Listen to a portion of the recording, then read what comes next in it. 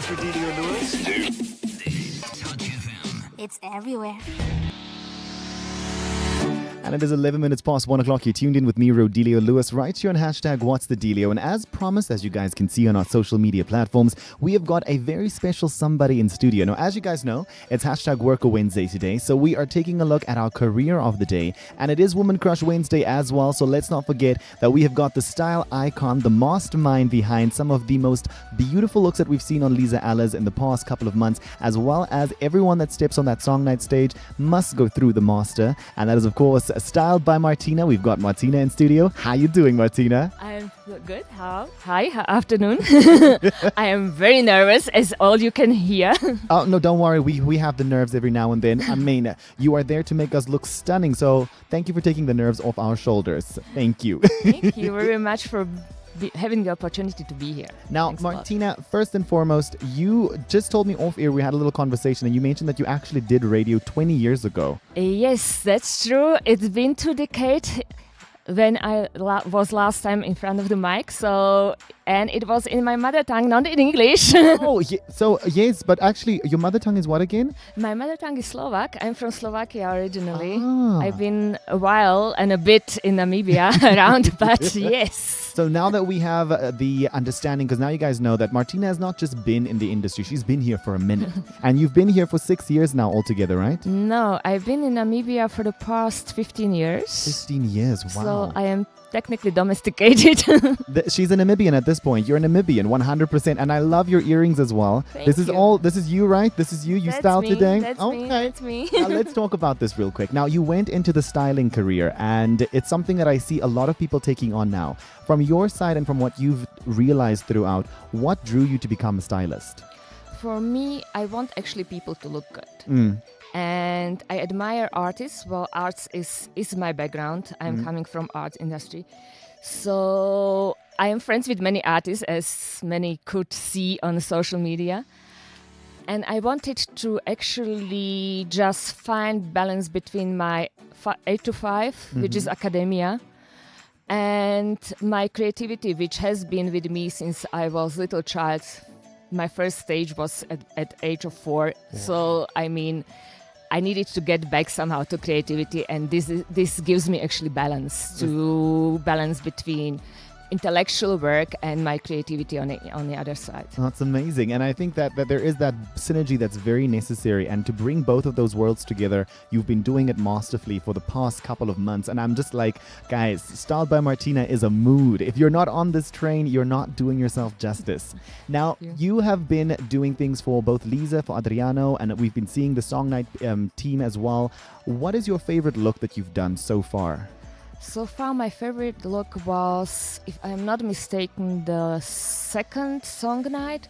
It was very intense because it was very personal look for all the songwriters, and I tried to bring up the best of them and the most authentic of them. So I really enjoyed to do that look. It was really, really something which brought up the most of me, I think. And what would you say is your personal touch that you add to each person's styling that you do? I think I prefer, I pay a lot of attention to details.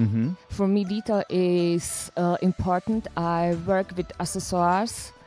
If you would go through my wardrobe and through my entire setup, you would see I have a lot of junk, lots of it, and I really try to be as simple as possible when it comes to clothes, but then add this little bit into the whole picture with accessoires, with something small which is eye-catching. Now, we chose one of the pictures that you sent to us from your Vintage Fashion Week looks. Now, you had a whole bunch of looks for Vintage Fashion Week. I remember that the first opening night, you were with one of the Miss Namibia contestants, Yana. You guys sat in the front row. Now, walk us through, when you decide for yourself, what do you decide you're going to wear, and how do you decide that? Well, I am, for the past 2 years, I am actually reinventing myself, I must admit. I am a lot into blocking. Mm-hmm. But for me, the colors are white, black. Those are my favorite colors. I add some, of course, denim. Mm-hmm. I do some nude colors. And I like some touch of colors, but it can't be the whole look. It has to be a little bit of something, which is colorful.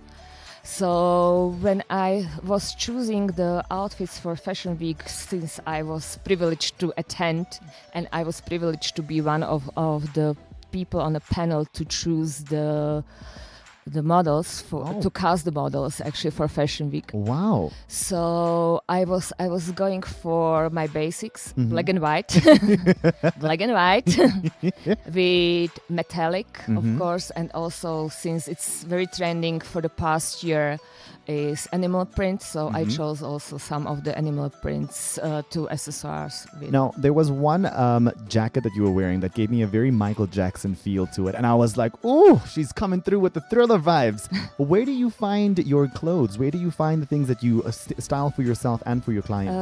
Do you mean the jacket I wore for Ingo and Inge show? Yes, yes. The beaded one. Yes. Oh, this is a masterpiece of Marchand van Roy, a very young fashion designer, local Namibian. Finished his studies last year in South Africa, and this jacket is his masterpiece. Wow. It's his handwork.